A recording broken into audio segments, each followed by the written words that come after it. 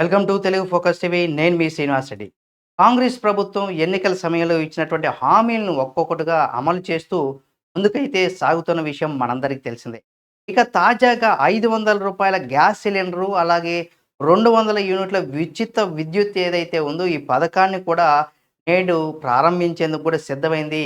ఇటువంటి నేపథ్యంలో మహిళలు ఎవరైతే ఉన్నారో అంటే మహాలక్ష్మి పథకానికి సంబంధించి కూడా కొన్ని మార్గదర్శకాలను కూడా ప్రభుత్వం విడుదల చేసింది. అంటే తెలంగాణ సర్కారు తెల్ల రేషన్ కార్డు ఉన్నవారికి మాత్రమే ఈ మహాలక్ష్మి పథకం వర్తిస్తుందని కూడా వెల్లడించింది.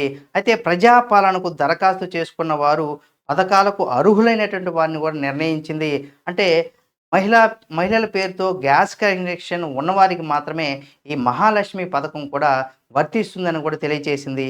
అంటే గత 3 ఏళ్లలో సిలిండర్ల వినియోగాన్ని బట్టి ప్రభుత్వం పరిగణలోకి తీసుకునింది. అంటే రూ. 500కే గ్యాస్ సిలిండర్ ఇచ్చి ఆ స్కీమ్‌ని కూడా సంబంధించి ఒక జీవోనైతే ప్రభుత్వం ఈరోజు విడుదల చేసింది. అంటే సబ్సిడీ గ్యాస్ సిలిండర్ ఏదైతే ఉందో ఆ సిలిండర్ కోసం 3 క్రైటీరియాలను కూడా ప్రభుత్వం ప్రకటించింది. అంటే సబ్సిడీ సిలిండర్ కోసం ప్రజాపాలనలో అప్లై చేసుకున్న వారి లిస్ట్ ఆధారంగా ఇప్పటికి 39.5 లక్షల లబ్ధిదారులను కూడా ఇక్కడికి గుర్తించింది. అయితే తెల్ల రేషన్ కార్డు ఎవరికైతే ఉంటుందో ప్రభుత్వం ప్రామాణికంగా పెట్టింది ఈ తెల్ల రేషన్ కార్డు ఉన్నవారికి మాత్రమే అని. అయితే 3 సంవత్సరాల వినియోగాన్ని పరిగణలోకి తీసుకొని యావరేజ్ ఆధారంగా కూడా సంవత్సరానికి సిలిండర్లు కేటాయిస్తారు. అంటే మొత్తం డబ్బైతే మొదట్లో మనం చెల్లించాలి. సిలిండర్లకైతే మొత్తం డబ్బునైతే చెల్లించిన తర్వాత వినియోగదారుల ఖాతాలో తిరిగి ఏదైతే సబ్సిడీ అమౌంట్ ఏదైతే ఉందో ఆ అమౌంట్‌ను కూడా ఆయిల్ మార్కెటింగ్ కంపెనీని కూడా ప్రభుత్వానికి డైరెక్ట్‌గా ప్రభుత్వమే ఆయిల్ కంపెనీలకైతే చెల్లిస్తుంది. అలా తిరిగి మనకు ఆ నెల ఏదైతే సబ్సిడీ అమౌంట్ ఉందో ఆ అమౌంటు ఆయిల్ మార్కెటింగ్ కంపెనీలు ఇంకా డైరెక్ట్‌గా ప్రభుత్వం నుండి కూడా ప్రభుత్వానికి ట్రాన్స్‌ఫర్ చేస్తాయి. అంటే భవిష్యత్తులో కూడా ఈ వినియోగదారుల నుంచి కూడా ఏదైతే ఇది ఉందో వినియోగదారుల నుంచి కూడా కేవలం రూ. 500కి చెల్లించేలా కూడా డైరెక్ట్‌గా ఆ ఏర్పాటు అంటే ఈ ఏర్పాటంతా కూడా ప్రభుత్వం తీసుకుంటుంది. డైరెక్ట్‌గా ఇక అక్కడికే చెల్లించే విధంగా గూడా మనకొచ్చేది కాకుండా ఏదైతే రూ. 500 సబ్సిడీ ఏదైతే ఉందో ఇక చెల్లించేస్తుందనమాట.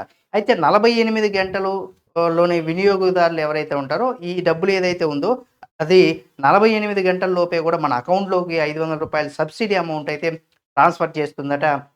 అయితే ఇంకొన్ని రోజులకే రూ. 500కే సిలిండర్ వస్తుందనేసి కూడా ఎదురు చూస్తున్నటువంటి తెలంగాణ ప్రజలకు ఇది కొంత బ్యాడ్ న్యూస్‌గా చెప్పుకోవాలి. ఎందుకంటే ఇక్కడ ప్రధానంగా ఏం చెప్పారు? రూ. 500కే సిలిండర్ ఇస్తాను. కానీ మొత్తం పే చేయాలి. రివర్స్ మనకు రూ. 500 సబ్సిడీ వస్తుంది. కొన్ని రోజుల తర్వాత ఏంటంటే కేవలం రూ. 500కే మనం రిమైనింగ్ బ్యాలెన్స్ ఏదైతే ఉంటుందో అది పే చేయాల్సినటువంటి పరిస్థితి ఉంటుంది. కానీ ఇక్కడ తెల్ల రేషన్ కార్డు క్రైటీరియాగా పెట్టింది కాబట్టి ఈ తెల్ల రేషన్ కార్డులు ఉన్న వాళ్ళని ఇక ఏ విధంగా చూస్తారు?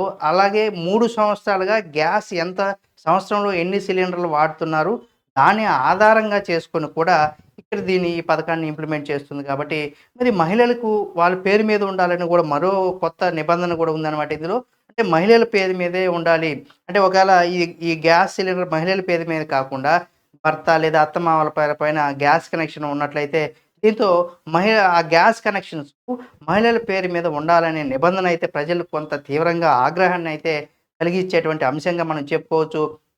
ఒకవేళ మహిళల పైన కాకుండా కుటుంబ సభ్యుల పైన గూడా ఈ గ్యాస్ కనెక్షన్ గనక ఉంటే, వాళ్ళు మార్చుకునే వీలుంటే, వారికి అవకాశం ఇందులో ఉంటుందా లేదా? అంటే ఈ సబ్సిడీ గ్యాస్ ఏదైతే ఉంటుందో, అటువంటి అవకాశం భర్త పైన ఉందనుకోండి, భార్య పైకి కనుక ఆ గ్యాస్ సిలిండర్ మార్చుకుంటే, అప్పుడు వాళ్ళకి ఈ పథకం వర్తింపజేస్తుందా లేదా అనేది కూడా కొంత సమాచారం దీని మీద రావాల్సినటువంటి అవసరం ఉంది.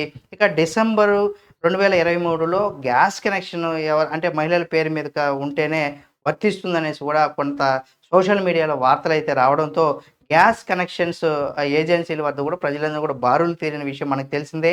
అయితే ఇది ఫేక్ వార్తనే అప్పట్లో సోషల్ మీడియాలో ప్రచారం కావడంతో ప్రజలు కాస్త ఊపిరి పీల్చుకున్నారు. ఇప్పుడు మళ్ళీ తెలంగాణ సర్కార్ మహాలక్ష్మి పథకం కింద గైడ్‌లైన్స్‌ని విడుదల చేయడంతో ప్రజలంతా కూడా తలలు పట్టుకుంటున్నారు. ఒకవేళ గ్యాస్ కనెక్షన్ మహిళల పేరు మీద మార్చుకునే ఛాన్స్ ఉంటే ఈ మహాలక్ష్మి పథకం అనేది కూడా వర్తిస్తుందా? లేదా? అనేది కూడా ఇక్కడ ఒక సందేహం ఉంది. అనే డైలమాలో కూడా ప్రజలు ఉన్నారు. దీనిపైన కాంగ్రెస్ ప్రభుత్వం అంటే రేవంత్ రెడ్డి గారి సర్కారు కొంత క్లారిటీ ఇవ్వాల్సినటువంటి పరిస్థితి ఉంది. ఎలా స్పందించనుందో కూడా కాంగ్రెస్ ప్రజల నుండి కూడా ఇప్పటికే ఈ 39,50,00,000 మందికి ఈ గ్యాస్ కనెక్షన్స్ సంబంధించి వాళ్ళు అర్హులుగా గుర్తించింది కాబట్టి, ఇక దీంట్లో ఉన్నటువంటి లోటుపాటులను గుర్తించి కాంగ్రెస్ సర్కారు మళ్ళీ ముందుకు వెళ్తుందా? లేదా? ఏ విధంగా ప్రజల దగ్గర నుండి కూడా మన్నలు పొందుతుందనేది కూడా మనం చూడాల్సినటువంటి పరిస్థితి ఉంది. ఈ వీడియో కనుక మీకు నచ్చితే లైక్ చేయండి. ఈ వీడియో పైన మీ అభిప్రాయాన్ని కామెంట్ రూపంలో తెలియచేయండి. మరిన్ని వీడియోల కోసం మన Telugu focus TV channel subscribe చేసి పక్కనే ఉన్న బెల్ బటన్ నొక్కడం మాత్రం మర్చిపోకండి.